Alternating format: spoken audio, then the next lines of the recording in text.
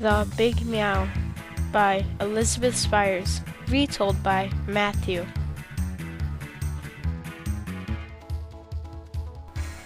Little Cat had a big meow, and it was so loud it made the whole town shake, so the other cats would not play with Little Cat. Little Cat goes to Mother, and Mother says Little Cat's meow is perfect. Little Cat felt better, so he went out and the other cats still wouldn't play with him.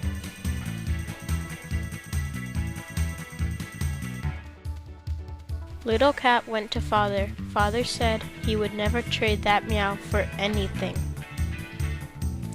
Little Cat meowed, and the little cats still would not play. Little Cat meowed, he practiced, and as he practiced, the bugs danced to his meows. The cats need help. A bulldog is chasing them. His name is Bruno. Bruno is about to eat them. What will they do?